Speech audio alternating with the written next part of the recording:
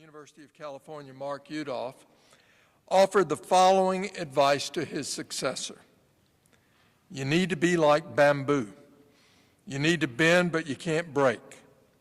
You may need to figure out how does the faculty deal with a higher student-to-faculty ratio and what to do with e-learning. I would say you have to be creative and you need not to be in a rut. But there are deeply ingrained values like access, educating poor kids, and high-quality research. You can't give up on that. Deeply ingrained values like access, educating poor kids, and high-quality research. You can't give up on that. It is a timely message. Over the past week, we've spent time marking our founding, our 150th anniversary. Through these celebrations and speeches, a commonality has been the values and people that define this remarkable place. Examples of courage, character, justice, and equality. Priorities of teaching, discovery, creativity, service, and care. Like no other place in the Commonwealth, our university impacts lives and helps chart the future for our state and for thousands upon thousands of lives. Recall the university was a European invention. It was for the wealthy and the well-to-do. But land-grant universities were birthed with a revolutionary idea. They were for the common man at first, and today for men and women of all colors, backgrounds, and identities. The Morrill Act of 1862, that enabling legislation that formed this university and others, said the following: teach such branches of learning as are related to agriculture and the mechanical arts, including military tactics, without excluding other scientific and classical studies, in order to promote the liberal and practical education of the industrial classes in several pursuits and professions of life. Fulfilling that mission is far different than it was in 1865. And in 2065, when we celebrate our bicentennial, fulfilling that mission will be far different than it is today. So how do we prepare for that time? How do we position ourselves to carry out this bold idea while remaining tied to our values? Joining us this afternoon is an individual who is the president of one of the nation's most preeminent public universities. He was the 19th president of the University of California, the entire system from 2008 to 2013. During his tenure, he led these 10 campuses, 5 medical centers, 3 affiliated national laboratories, a statewide agriculture and national resources program, and more than 230,000 students. Now, when I interviewed for this job at the University of Kentucky, we were lamenting that our budget had been cut at the height of the Great Recession from $330 to $300 million. President Yudof, I believe, had to oversee a cut from $3 billion to $2 billion, a $1 billion cut. And I think at the same time, he inherited a faculty pension program that was underfunded by some $40 million. What a job this had to be. And prior to doing this, he served as chancellor of the University of Texas system and president of the 4-campus system of the University of Minnesota. He is a renowned higher education expert, authority on constitutional law, freedom of expression, and educational law. Today he sits on the faculty of the University of California, Berkeley College of Law. Ladies and gentlemen, President Emeritus Mark Yudof.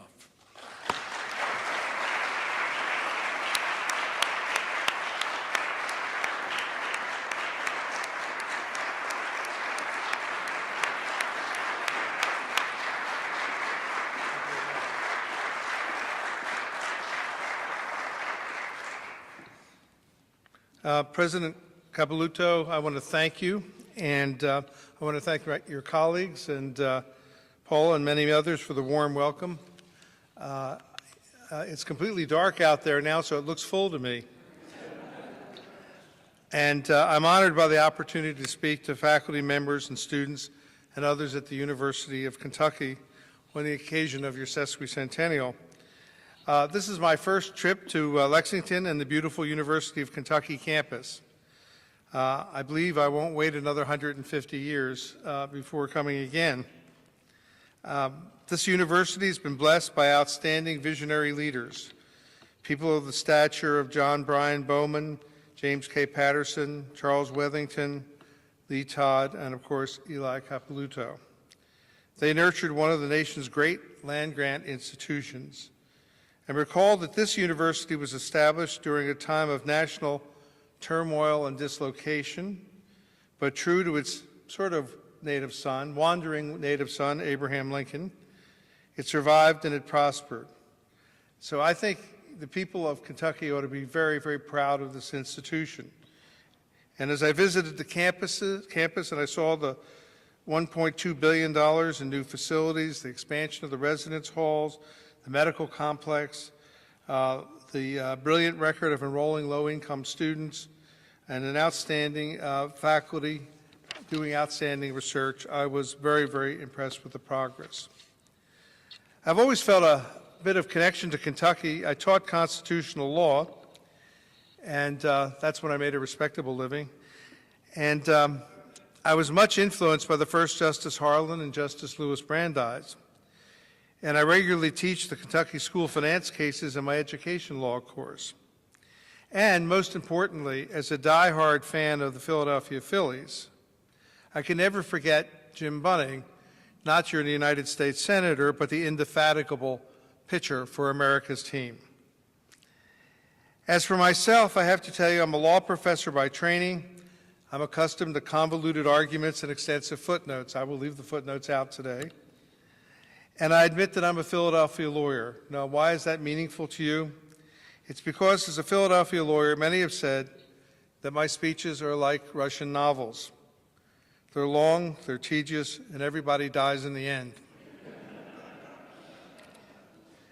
Perhaps I should say something, Eli, that you should be aware of about some of my adventures as a university provost, president, and chancellor over 19 years, most recently at the University of California. I've worked with 6 governors: George W. Bush, Arnie Carlson, Jesse the Body Ventura, Rick Perry, Arnold Schwarzenegger, and Jerry Brown. All I can say is I'm way ahead of the pack. I have the most eclectic, most unusual governors that any university president has ever encountered.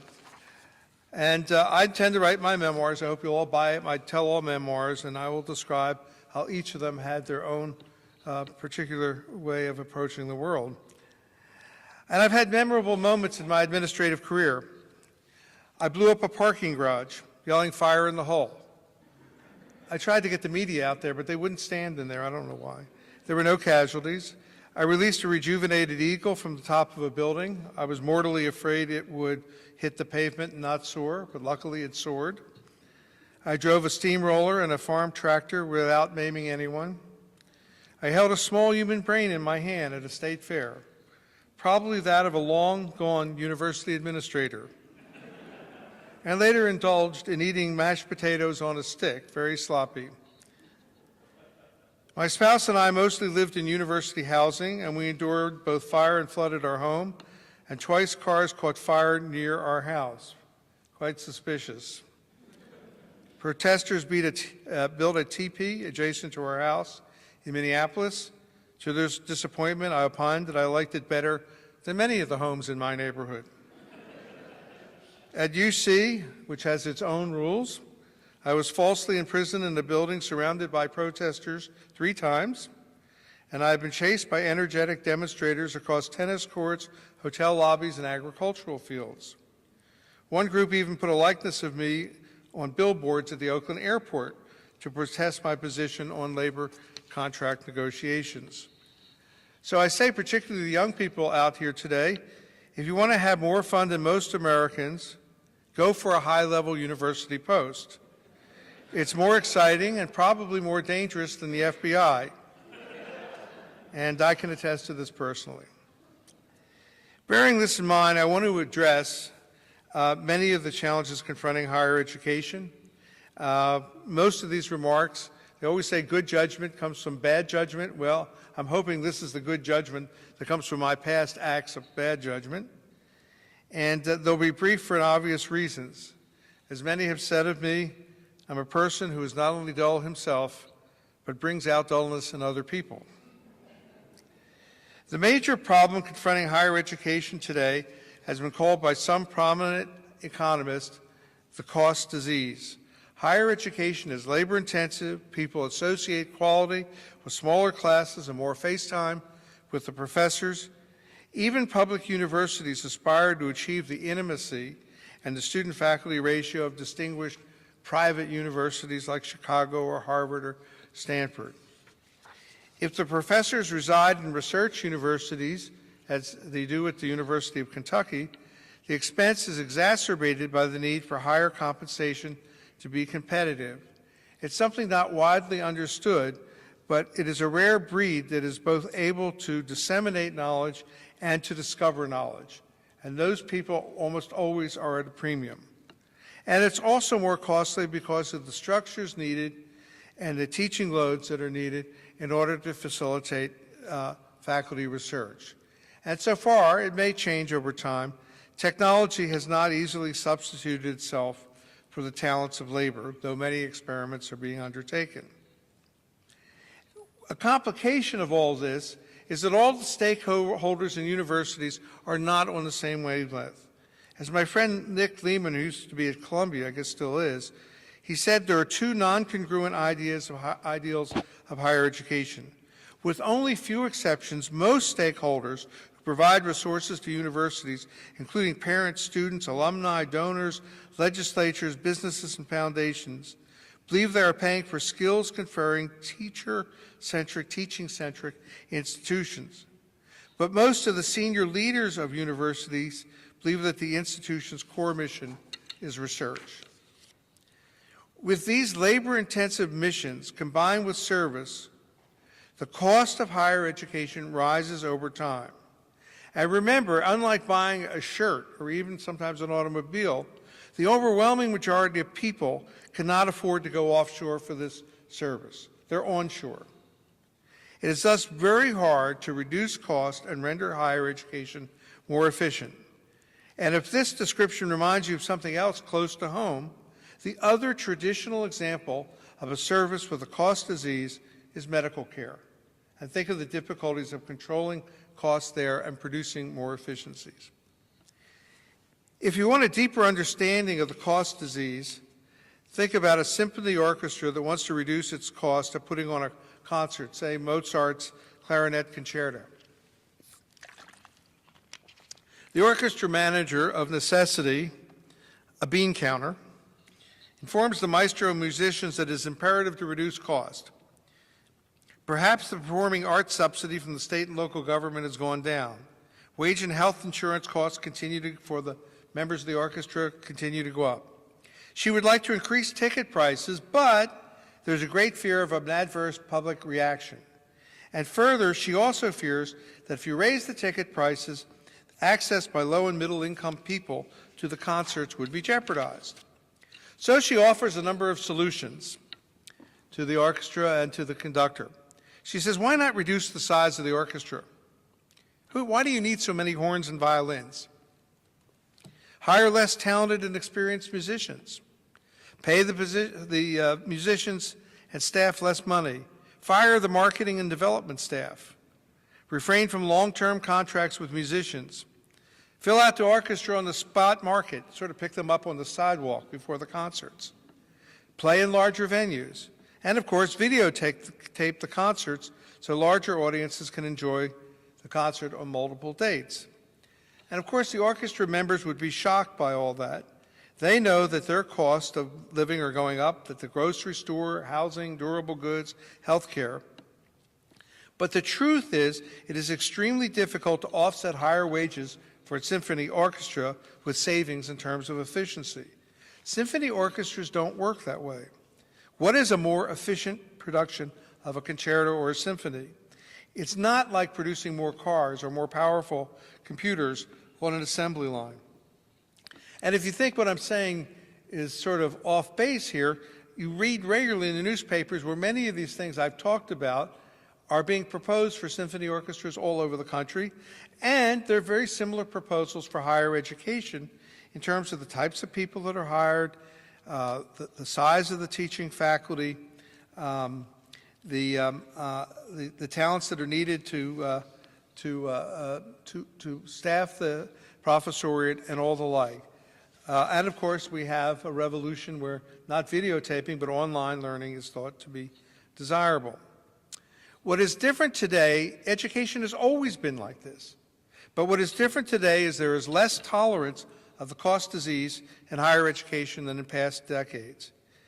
It is true that the states currently spend in the aggregate about $81 billion on higher education each year. But today, most states fund higher education at a lower level than they did 5 or 6 years ago during the Great Recession. And that's even in states where the enrollment has been rising. The average state spending, adjusted for inflation, dropped by $2,000 per student, or 23% since 2008. There's been a 23% drop in per student spending across America in the last 6 years. The only outliers are Alaska and North Dakota. In 1970, the government contribution to public universities was nearly 60% of the cost. Tuition was 15%.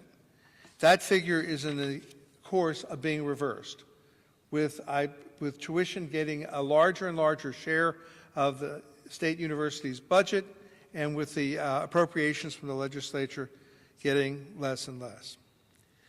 Now, as I like to say, I'm as nostalgic as the next guy. I celebrate the end of daylight saving times each fall when I get to set the clock an hour back.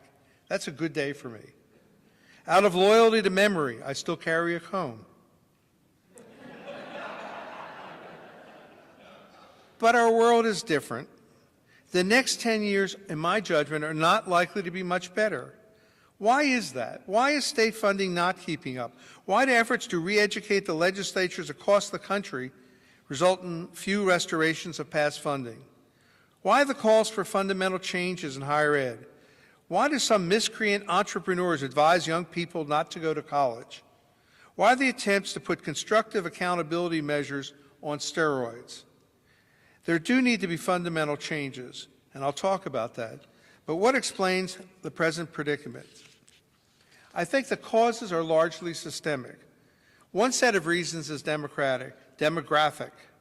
Today, 46% of American families have children under the age of 18, far less than the 57% in the heyday of the baby boom in the 50s and 60s. Smaller cohort of younger people, less emphasis on higher education.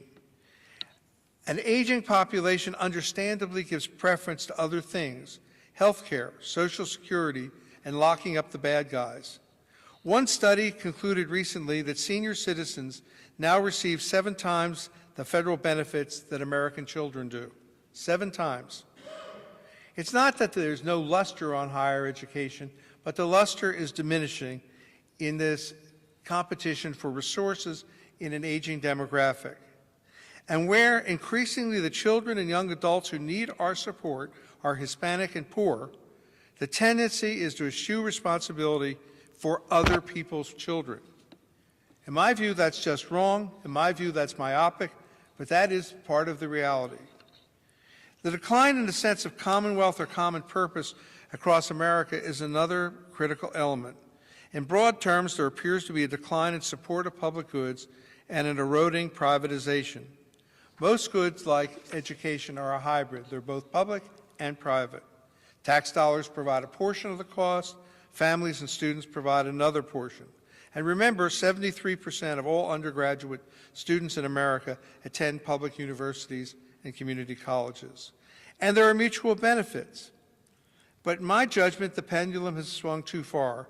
Too many people believe that higher education should only be paid for by students and families, the direct and immediate beneficiaries, ignoring the benefit to all of us in having a well-educated population that reinforces democratic institutions, that participates in voting, that is less likely to be engaged in criminal activities, that engages in cultural activities, economic growth, and the like.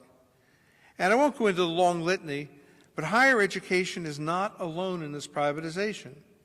There's a tipping toward private goods. Toll roads, which were only a sometime thing historically, are far more common. Gated communities where people really build their own infrastructure. And think about police protection.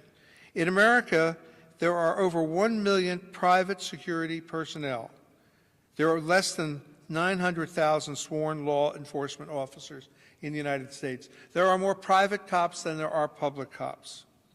And if you want to observe the wonders, these architectural and other wonders of large and successful Silicon Valley companies out where I live, you have to navigate the potholes of the 101. It's like two worlds. There is the world of the successful Silicon Valley company, and there's the world of the public sector where you can't even get the holes filled in on the highway. A third reason for eroding support for higher education is that there have been productivity improvements and labor reductions have occurred across the broad of American industries, manufacturing and airlines and services and information technologies and retailing and so forth. And there's a burning question in the public's mind, why not higher education? People are getting impatient with us.